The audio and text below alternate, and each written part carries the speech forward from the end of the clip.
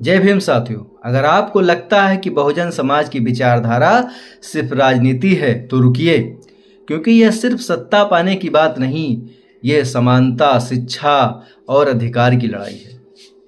बहुजन समाज विचारधारा का मूल सवाल है, जिस समाज की संख्या सबसे ज़्यादा है, क्या उसे शिक्षा, रोजगार, प्रतिनिधित्व और सम्मान में भी बराबरी मिल रही है? यह विचारधारा कहती है, किसी इंसान की पहचान उसकी जाति, जन्म या गरीबी से नहीं, बल्कि उसके अधिकार और इंसान होने से होनी चाहिए। महात्मा फूले जी ने शिक्षा और सामाजिक बराबरी की आवाज़ उठाई। सावित्रीबाई फूले ने लड़कियों और वंचितों की शिक्षा के लिए संघर्ष किया।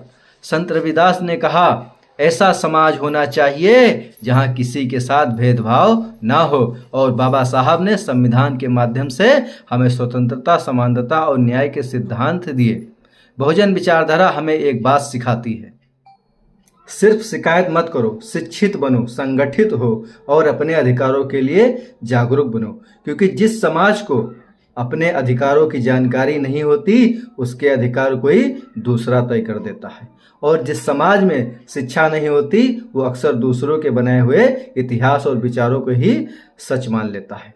इसीलिए बहुजन समाज की असली ताकत किसी व्यक्ति की जय जयकार में नहीं, बल्कि शिक्षा, संगठन, संवैधानिक सोच और सामाजिक एकता में है।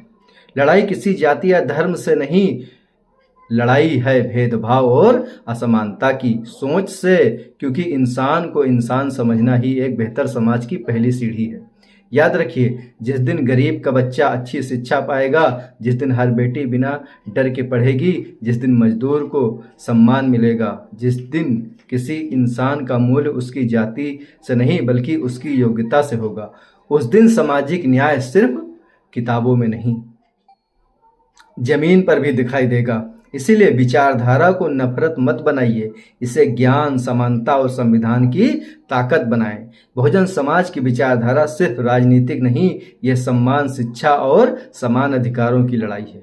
यह कहती है, इंसान की पहचान उसकी जाति से नहीं, बल्कि उसके अधिकार और इंसानियत से होती है। इसीलिए फूले और डॉक्टर अंबेडकर ने हमें सिखाया, शिक्षित बनो, संगठित रहो और अपने अधिकारों के लिए जागरूक बनो। क्योंकि बदलाव तब आता है जब समाज सिर्फ सुनता नहीं, समझता है और जागता है। अगर आप भी मानते हैं कि बहुजन की ताकत शिक्षा, संगठन और संवैधानिक अधिकार हैं, तो इस वीडियो को आगे बढ़ाइए, क्योंकि बदलाव तब आता है जब समाज सिर्फ सुनता नहीं, समझता है और जागता है। जय भीम, जय भारत।